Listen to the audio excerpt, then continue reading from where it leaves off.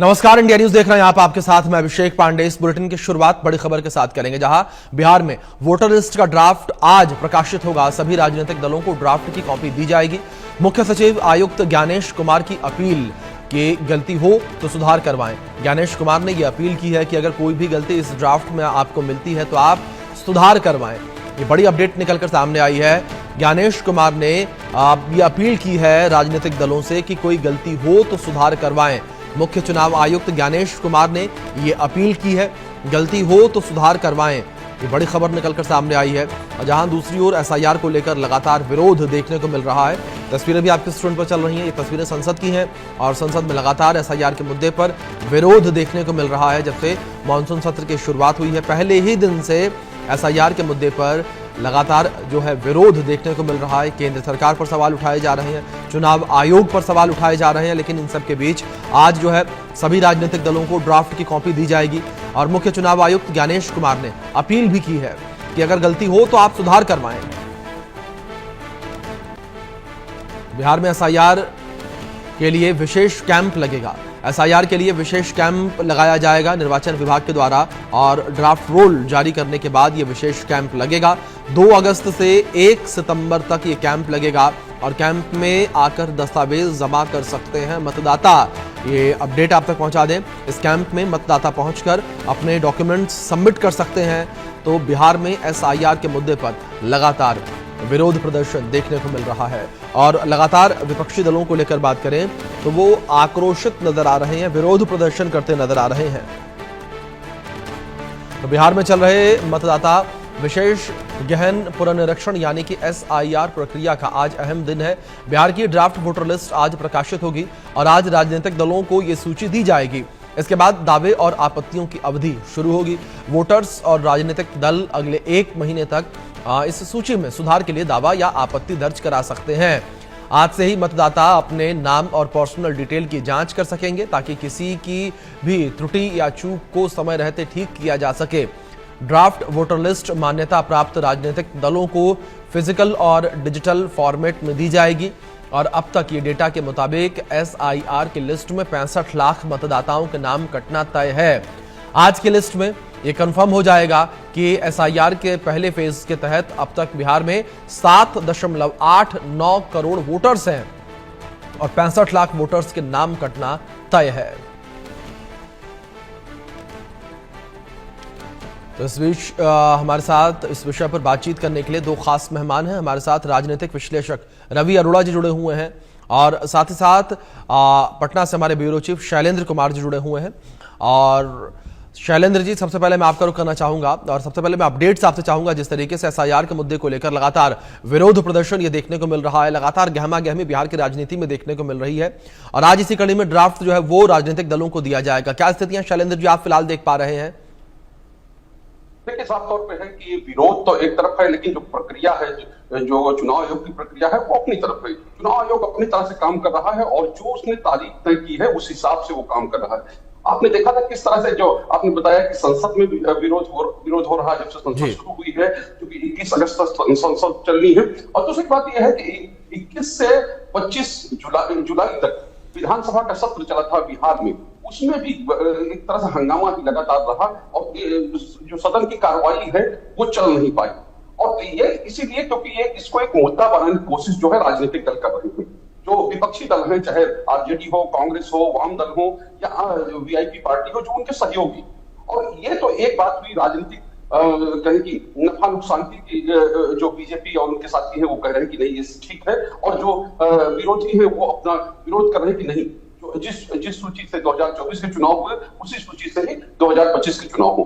लेकिन अब चूंकि ये प्रक्रिया चल रही है और आज का दिन, जैसा आपने बताया, कि बहुत अहम है, क्योंकि आज ही जो कहीं के ड्राफ्ट है वो जारी हो जाएगा और ड्राफ्ट जारी होगा डिजिटल और कहीं की जो हार्ड कॉपी दोनों मिलेंगी, क्योंकि जितने लोगों ने अपना सत्यापन कराया है विशेष पुनरीक्षण अभियान के तहत उन लोगों के नाम आएंगे और इसके बाद दावे आपत्ति का दौर आज के बाद शुरू हो जाएगा। और इसमें विशेष बात यह है कि 3 तरह की चीजें हैं। जो नाम कटने की बात आपने कही कि 65 लाख नाम कट रहे हैं, तो उनमें विशेष ये है कि बहुत से ऐसे लोग हैं, लगभग 22 लाख ऐसे लोग हैं जिनके मृत्यु हो चुकी है, यानी जिनके निधन के बाद भी उनका नाम मतदाता सूची में था। जी। 30 लाख के आसपास ऐसे लोग हैं जो अपनी जगह से, यानी एक जगह से दूसरी जगह जा चुके हैं, लेकिन उसके बाद भी उनका नाम उसमें चढ़ा हुआ है, यानी कि वो वहां रहते नहीं है। और विशेष बात यह है कि इन सब प्रक्रियाओं के तहत ही ये चूंकि नाम नहीं आ पाए हैं 65 लाख लोगों ने अपना वेरिफिकेशन एक तरह से नहीं कराया है। और अब इसके बाद फॉर्म 6, 7 एंड 8 ये बहुत महत्वपूर्ण है। अगर किसी तरह का आपको नाम जुड़वाना है, कुछ चीजें करनी है, तो आपको 6 नंबर जो फॉर्म है वो लेना है। फिर 7 नंबर फॉर्म आता है कि कोई आपत्ति है कि मान लीजिए आपको कह दिया गया कि नहीं, आप यहाँ नहीं रहते हैं, आप बाहर रहते हैं, तो उसको लेकर भी आप जो है 7 नंबर फॉर्म लेके उसको ड्राफ्ट को जो है वो सही करवा सकते हैं कि नहीं, हमारा नाम उस सूची में चला गया था। फिर उसका नंबर आता है 8 नंबर फॉर्म का। 8 नंबर फॉर्म में यह है कि आपका किसी तरह का कोई भी जो क्रेडेंशियल है, यानी आपका नाम गलत है, पता गलत है, या आपका फोटो गलत है, या जो भी चीजें हैं, अगर किसी तरह का कोई समस्या है या उम्र गलत दर्ज हुई है, तो उन चीजों को आप ठीक करवा सकते हैं। तो 6, 7 और 8 नंबर की जो फॉर्म है ये बहुत महत्वपूर्ण है, और इन फॉर्मों के जरिए ही अब आगे का काम होगा। और विशेष बात, जिस तरह से आपने कहा कि कैंप्स लगेंगे, क्योंकि बीएलओ और बीएलए दो महत्वपूर्ण कड़ियां इसकी है। बीएलओ वो है जो बूथ लेवल जो अफसर है, जो राज्य सरकार जो चुनाव आयोग की तरफ से नियुक्त किए गए हैं, और बीएलए वो है जो राजनीतिक दलों की ओर से नियुक्त किए गए हैं, और इन्हीं दोनों की ओर से ये बिल्कुल। शैलेंद्र जी, इस पूरे मामले को लेकर तैयारियां तो यहाँ बड़ी सारी की गई हैं, लेकिन जाहिर तौर पर अगर विपक्षी दलों को लेकर बात करें तो विपक्षी दलों के द्वारा राजनीति लगातार की जा रही है। रवि जी, मैं आपका रुख करूंगा, और अगर बात विपक्षी दलों की राजनीति को लेकर करें, जिस तरीके से लगातार विपक्ष इस पूरे मामले पर राजनीति करता नजर आ रहा है, आरोप लगाता नजर आ रहा है कि तुष्टीकरण किया जा रहा है, रवि जी आपका पहला रिएक्शन क्या होगा एसआईआर के मुद्दे पर, जिस तरीके से पूरा एक घमासान इस वक्त देखने को मिल रहा है? जी अभिषेक जी, मुझे लगता है कि चुनाव आयोग की नैतिक जिम्मेदारी बनती है देश में सही तरीके से चुनाव कराए जाएं। उससे पहले उससे तैयारी करनी पड़ती है, समय समय पे अपडेट करना पड़ता है कि अपडेट हुए बगैर आप तय नहीं कर सकते कि वोट कितने प्रतिशत डले और किस प्रकार से सही डले या नहीं। अगर चुनाव आयोग कोई काम कर रहा है, उसके काम में रोड़ा अटकाने का काम इस समय विपक्ष कर रहा है, क्योंकि जो चुनाव है, चुनाव को देखते हुए सभी विपक्षी पार्टियां एकजुट होकर कहीं ना कहीं सरकार को और चुनाव आयोग को काम करने में रोड़ा अटका रही है। मैं इसको ये नहीं कहूंगा कि ये कोई बहुत अच्छा काम कर रहे हैं, क्योंकि जिन लोगों के नाम काटे गए हैं उनमें से बहुत सारे लोगों की मृत्यु हो चुकी है, और अगर किसी को अपडेट कराना है उसके लिए 1 महीने का टाइम दिया गया है।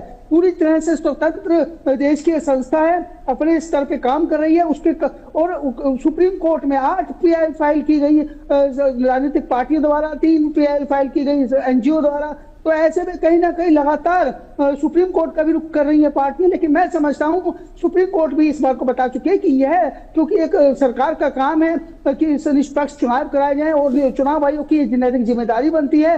और तो ये इस प्रकार से राजनीति करके कहीं ना कहीं तेजस्वी यादव की बात करें, चाहे कांग्रेस की बात करें या दूसरी विपक्षी पार्टी की बात करें, वो इसे चुपका मतलब वो चाहती है कि कहीं ना कहीं सरकार को घेरना, चाहे वो हम संसद की बात करें, चाहे महाविधानसभा की बात करें।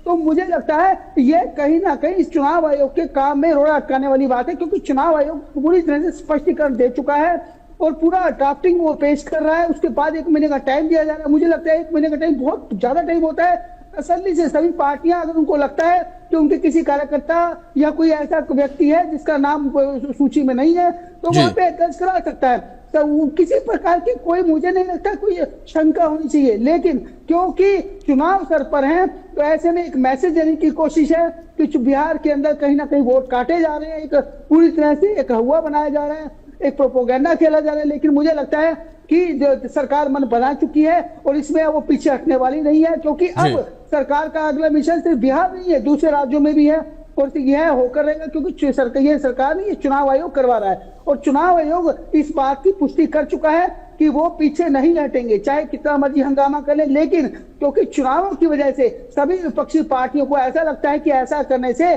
कहीं ना कहीं वो सरकार को नाकामी गिनाने की कोशिश करे। लेकिन सच ये है कि ये वहां की जनता के लिए सही दिशा है, क्योंकि चुनाव आयोग की यह नैतिक जिम्मेदारी बनती है कि वो समय समय पे जितने भी वोट गलत तरीके से बनाए गए हैं। बिल्कुल रवि जी, आपने बिल्कुल ठीक कहा कि चुनाव आयोग की भी अपनी जिम्मेदारियां हैं कि सही तरीके से चुनाव जो है निष्पक्ष तरीके से चुनाव संपन्न करवाए जाए। शैलेंद्र जी, दूसरी ओर अगर बात यहां पर की जाए विपक्ष को लेकर, जिस तरीके से विपक्ष लगातार यह आरोप लगा रहा है कि जो जातीय समीकरण बिहार के अंदर मौजूद है, उस जातीय समीकरण को बिगाड़ने का प्रयास